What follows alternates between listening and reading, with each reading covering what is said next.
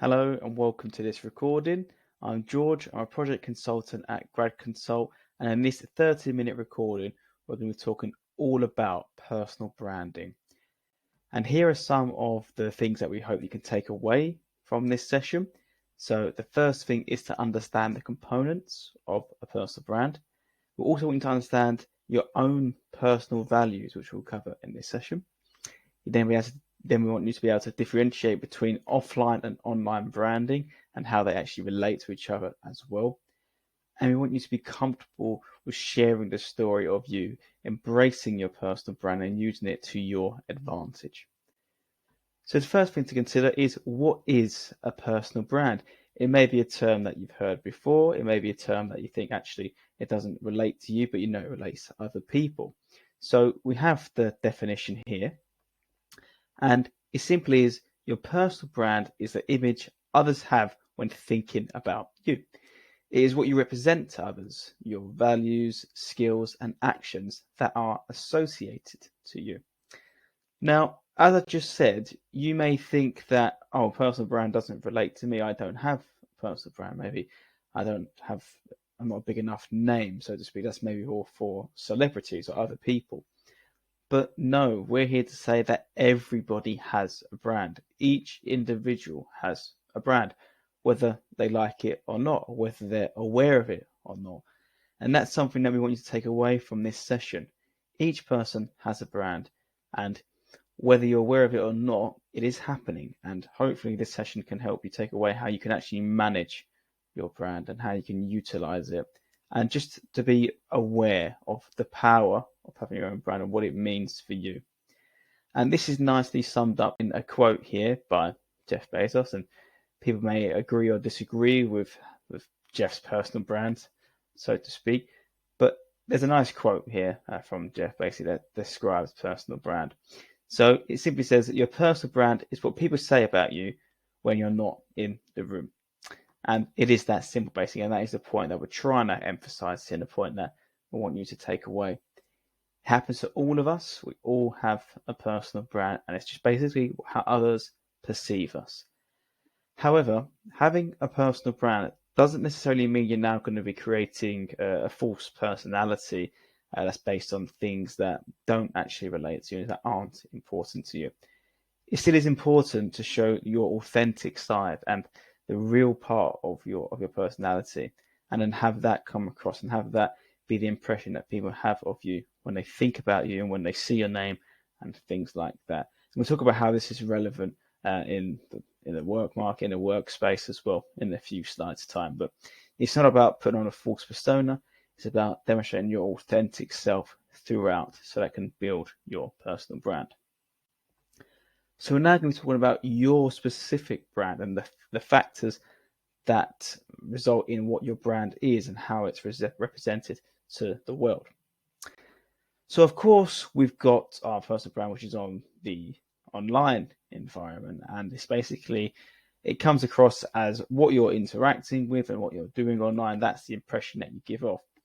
And especially in the place that we're at now, in terms of how many people are online and how crucial the virtual environment is to our day-to-day life, you are giving off an impression every time you engage with social media, every time you engage with the online environment. Now, this is not to say that people are going to be searching your name or Googling you or anything like that. It's just to say that any activity you do online is there. It's available for everybody to see, of course, unless you've got privacy settings or you're on private. But on the whole, on the average, most things that you can see, people who follow you, people who can access your page can see basically what you're engaging with and can build an impression of it from there. And yes, that might sound a little bit crude, or you might not be thinking about it in that way, but that's just what happens. That can happen. That is human nature. There's lots of people on the online environment that we've never met before, but we can gain an impression of them from what we see that they do online. And it is just that simple. And again, it's not to say that employers are going to be searching your name and trying to find out all these details to try and trip you up. It's just to simply say that your thoughts that are posted online can easily be accessed by everybody. So that's the impressions that you're giving off. And Sometimes an employer might want to look at your LinkedIn profile, which is probably the most professional side of your, or at least it should be the most professional side that you're posting, and that is the most professional side that you're reflecting as well of your personality. But just to be mindful that, yeah, everything you do, even away from a career setting and work setting, even if you're kind of posting on Instagram, Facebook, Twitter, and all those other things, that still is giving off an impression to your friends and to your families as well. And that's no different for those in careers and those who are recruiters and employers. The same applies. They get an impression from you. Likewise, you get an impression from them from what they're doing online as well. However, as we said initially, it's not all about online activity. We still exist in the physical world. We still do stuff day to day. That is critical to our brand. It's not all about what happens online. Of course, there's a time before the virtual environment, but everybody still had a reputation. Everybody still had the personal brand, basically, but it was just seen more into in the interactions that we had with people. And it was typically on a smaller scale because it could only be what you saw an individual do rather than seeing what they do online now. But it's still there and it still is relevant now. And the next few slides are going to demonstrate how it's relevant, how it manifests itself day to day. So here are just a few examples of basically how your real life activity gives off an impression. So for example, these are just small typical examples really that a lot of people could relate to. So for example, if you're a painter, then that gives off an impression that you're creative or you're interested in creativity, you're interested in art and demonstrating your creativity in that way. If you was to attend a plastic workshop, which you can see here in the bottom left, people have done a plastic pledge to stop using plastic. Again, that shows that you care about the environment, you care about sustainability. And then you've got two other events here. One is a festival, and that might make people think that you're someone who's outgoing, extroverted, likes to have fun, and things like that. Of course, these are simply just quick reactions. These are just automatic thinking processes. And these are simple things, and just because you like to go to festivals, that might not mean you're extroverted. It might not mean that you always like to go out. But those can be some of the impressions that people perceive. Now, they might not strictly always fall into that and think, okay, that person's a bit of a party animal if they go to festivals. But these are the automatic thoughts that people have. It is just human nature. Sometimes our intuitions, our human nature isn't always correct, but these are the initial thoughts. Now, it's not to criticize anybody for doing any of these things. Of course, absolutely everybody should do what they want to do. But again, all these things give off an impression. That's simply how we learn how to communicate with each other. For example, if I was someone who liked festivals and I saw you posting about a festival, I would know we have something in common. And again, if I happen to see you at this festival, again, I have a stronger inkling that we have something in common compared to if you was to maybe do painting and I never did painting or something like that. So that's how we can relate to each other, and that is the power of the personal brand. The previous slide spoke about activities, things that we might want to do in terms of entertaining ourselves or doing actual things just to pass the time. This slide relates to things that we actually do every single day in our day-to-day life, things that are central to our lives. So you're seeing here on the bottom left, we're talking about finances. How do you manage your finances? Are you someone who's a bit stricter with your finances?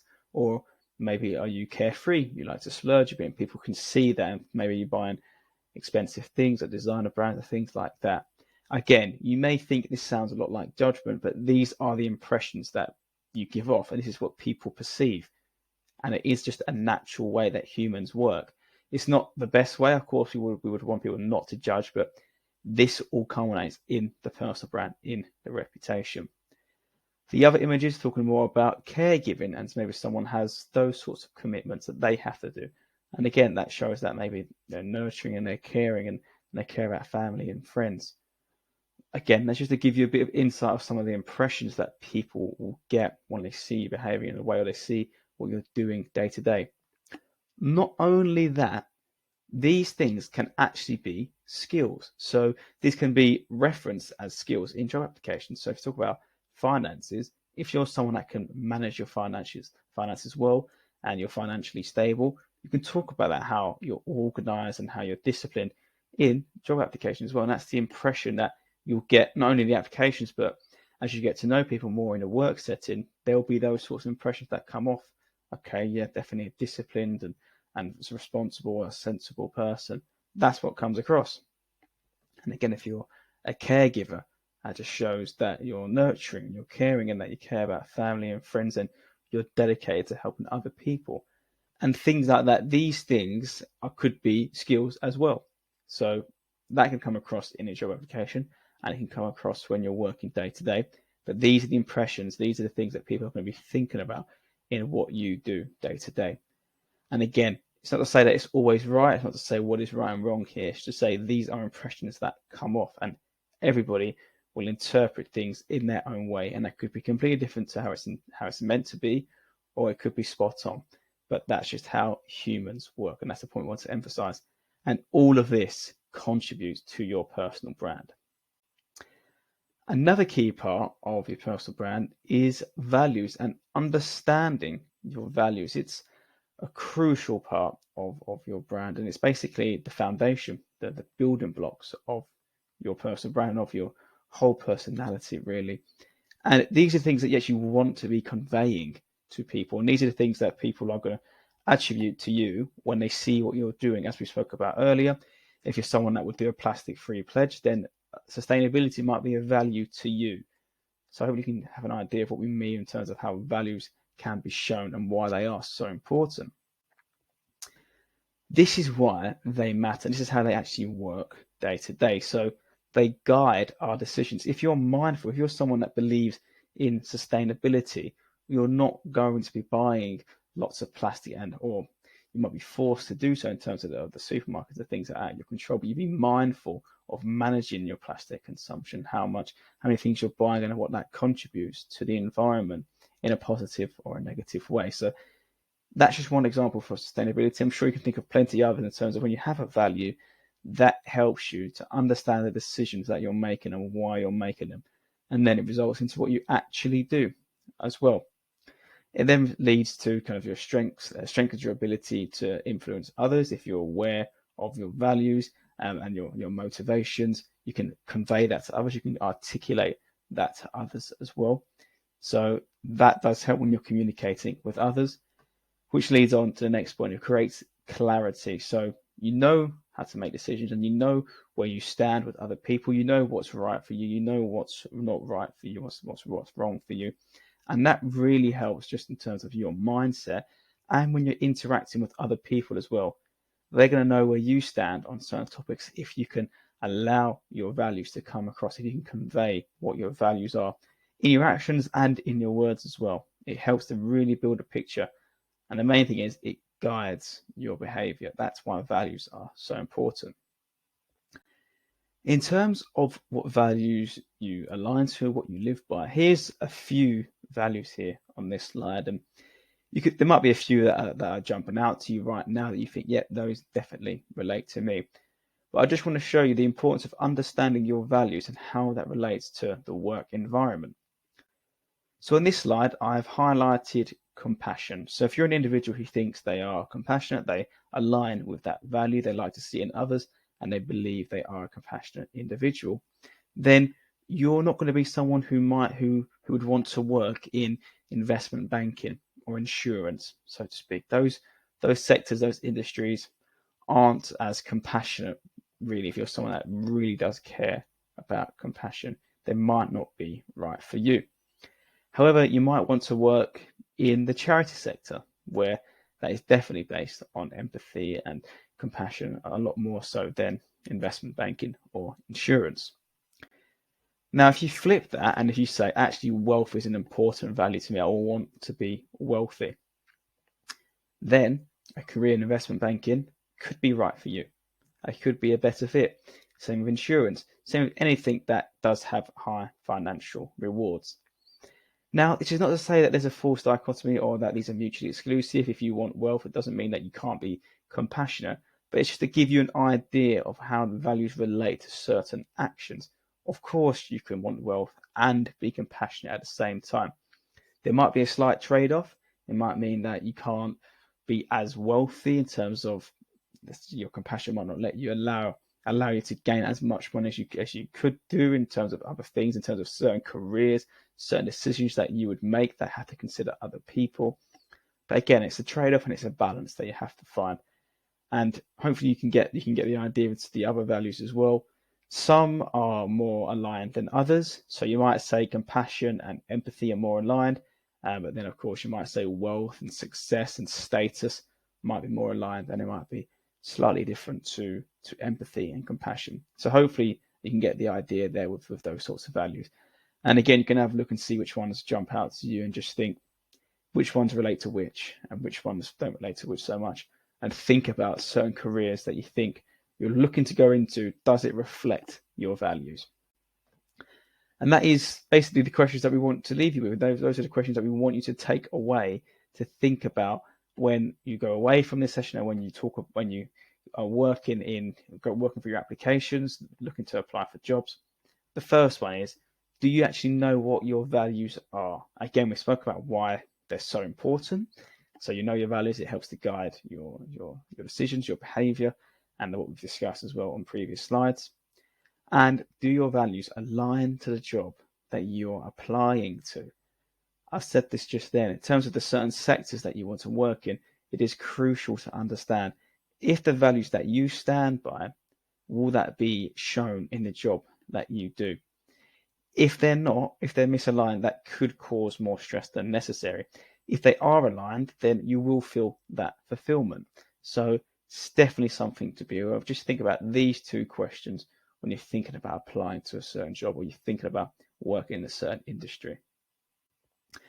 So we're going to be moving on to some top tips for brand management. So we spoke about what a brand, your personal brand is, but now we're going to talk about how you can actually manage it day to day.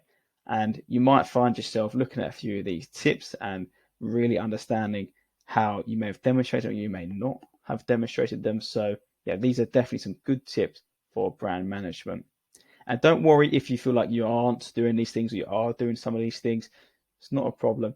Just after this session, take this away and reflect on how well you follow these tips, and make sure you do use them when you're moving forward after this session. The tip one is don't burn bridges.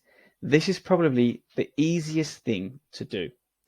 Once you've gone through a job process, a recruitment process, and you've got to the end and you've put in all that effort and it's not worked out, you could be easily disappointed and you might feel a bit frustrated. And you might not be happy. You might want to let people know that you're not happy about it. What would be problematic about that is that if you leave that on a bad term, and this comes with really any relationship in your life, friends, family, or whatever, any relationships, if it might end badly, in terms of this case, if the recruitment process ends badly, and you leave it as a negative state, it's unlikely you'll be able to come back to it. The bridge would have been burnt at that point, and it's highly unlikely that you might hear about that company and on opportunities that are there ever again. The recruitment manager might remember the name. Of course, we particularly remember the negative interactions that we've had. So they'll be able to remember, unfortunately, that bad interaction. And it might mean that you won't be able to be considered for a role in the future at that company. Or again, it could be that that person moves on from another place, and it might be that you apply to the new job and they're the recruiting manager, and they might remember, oh, that didn't end too well with that we had last time. On the other hand, if you were someone that was nice about it, they might remember you in a positive way. So it can be tempting to burn bridges. Of course, it can be. One might want to vent our frustration, but try your best to not do that. And this is shown in the next slide here. So this is where someone has not been successful in getting onto this management scheme, this graduate management scheme. So this is their response. So they've been told that they've not made the cut, and their response is, okay, well, that's your loss, because I've started a successful business now and I'm making great money. I'm also a qualified business teacher. Of course, that's not the most pleasant response after they've received a rejection. Later on, they try to recover it and they say, I apologize for that email. For some reason, my mum thought it would be wise to reply. Wishing you all the best for the future. Thanks for taking the time to read my application. So this is a whole mess of a situation, basically. So they've initially been angry about it, and whether it was their mum or not, who knows? But it just doesn't look good. It doesn't look professional. So you want to avoid this trap. It's completely unnecessary to do so. Just a simple thank you would have been nice. And that's another point that we'll come on to a little bit later. So yes, just avoid acting when you're in an angry state, basically, is the point to take away from this one. The next tip is all about networking. So the importance, we spoke about the brand and the importance of these platforms to showcase your brand. LinkedIn is a great place to demonstrate your personal brand and actually to reap the rewards of that. So if you haven't got a LinkedIn set up, of course, we do recommend that you do set one up so that you can connect with others, you can engage with others to, again, build your brand, to build your reputation. And a way you can do that on LinkedIn is it offers you the chance to engage with posts, and that's through likes and comments on posts that you find interesting. You can follow companies that you find interesting. You can follow individuals that you find interesting. And again, you can like and engage with those posts. And that gives off the impressions that other people are having of you. So let's go back to the sustainability example. If there's someone that cares about sustainability and you're engaging with posts that promote that, then people are going to understand that's a core value to you, that's important to you. That's the impression that you will give off. And it could be for anything else. If you like charity work and you're always encouraging people to volunteer and things like that, and you yourself like to volunteer, if you're engaging with those sorts of posts on LinkedIn, people are going to see that. And then hopefully you'll be able to build a network with those who are like-minded. So you might be able to send out connection requests from posts that you see, or even better, if you're feeling brave, you can make your own posts on LinkedIn and build your own brand about things that you care about on there. And then you might receive connection requests if people like what they see, if people like what you're talking about on LinkedIn. It doesn't have to be that you are constantly messaging people, asking for connection requests and doing it that way. It can simply be the way you treat any other social media platform. You might go on Instagram, you might scroll through posts and look at a post, you might leave a comment on there if you want to. You can do the same with LinkedIn in a professional manner as well. And again, people are going to see what you're engaging with because that's how LinkedIn works. And they're going to be able to reach out to you maybe, or you can reach out to others if there's similar interests. So that's what LinkedIn can afford. So definitely check it out, and you can build your network on there in a positive way. So definitely try and make the most out of that. In terms of events, so LinkedIn is a great place in terms of building your network and engaging with people, but you might want to go to events. So you will find out about events on LinkedIn. So LinkedIn's a great place to start in terms of building your brand and then going to events as well. And I'll quickly run through the rest of these websites here just so you have an idea of what they're all about. So Eventbrite is a big one. You may have heard of it before, and you can search by location and area of interest as well on there. There should be plenty on there, despite just thinking about whatever industry you're interested in. There should be enough on there for everybody. Again, you can also find out about events on Twitter and Instagram as well. So definitely check those out. And of course, you might use it more in a personal capacity, but there would be some scope for attending events on there as well. Meetup is a bit more casual, but we do still recommend it if you're looking to do a bit more research and you want to build more connections and more of a network, then definitely check it out as well. It's a good source for freelancers on there as well. So you might want to reach out to certain individuals who could, of course, be a good addition to your network as well. Then you've got places like the Federation for Small Businesses. So that would help if you're looking to maybe meet employers face to face or in a smaller community, smaller employers, because larger, it might be more difficult to speak to a larger company at a larger event. So there are places for smaller businesses. Again, if you're interested in larger companies and larger events, they will still be running probably their own specific events. So an event that is just about that company. But the Federation for Small Businesses will have lots of small businesses at one event. So that's your option there. You can either go to a large event with one large organization, or you can go to a smaller event, but there'll be lots of smaller different companies there that you can engage with. And if you're someone that knows what sector you're interested in, what industry you want to work in, then you can actually just go straight to that industry regulator or the Chartered Institute for that sector, for example. So you've got the Chartered Institute of Marketing here. If you're someone that's interested in marketing, then of course you could head over to that website and find out about events through there. And the final tip is about following up. So this does relate to the first one. So to avoid burning bridges, you'd simply just follow up in a positive manner, just by saying, thank you for spending the time to review my application. I appreciate the feedback. If there is feedback, of course, we always want to make sure that people do get feedback. But just being thankful, just being grateful for the effort that companies have put in, because it does cost a lot of money for recruiters to secure the candidate that they want. And it's a long process for them as well. They've got to check out lots of applications. So anyone that can just show a bit of gratitude towards them will stand out, will be good. There will be a positive memory. It will be a nice feeling for the recruiter. And if another opportunity comes up, then of course, if they see a name again, they'll remember that positive interaction. And again, it could relate to the opposite of what I said earlier. If they move on to another company and then they find out about a new role and they see your application, they'll remember that positive interaction that they had.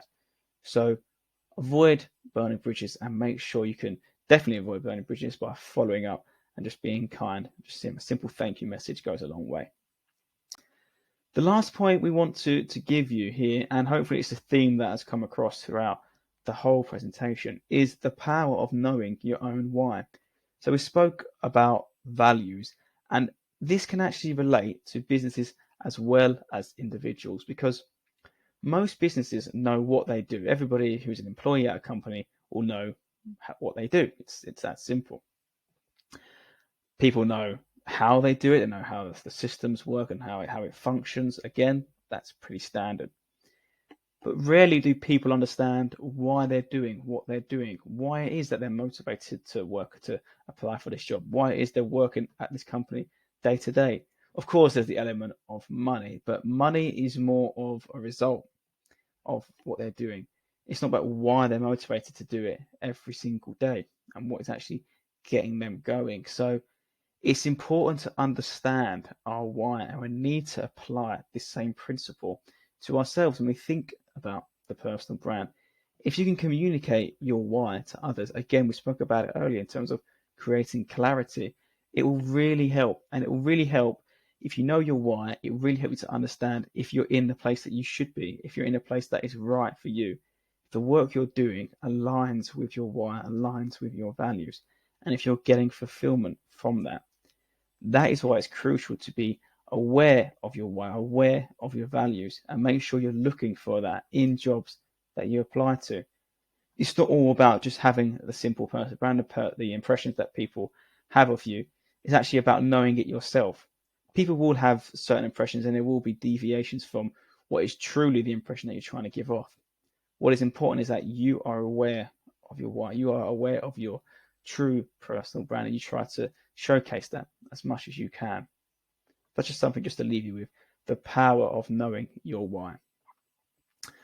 Okay, so that's all for this recording. Hopefully you've got a better idea about personal branding now, and hopefully you can implement some of the things that we've discussed today in your day-to-day life to improve your personal branding and to utilize the power of your personal brand. So that's all for today, and thank you for watching.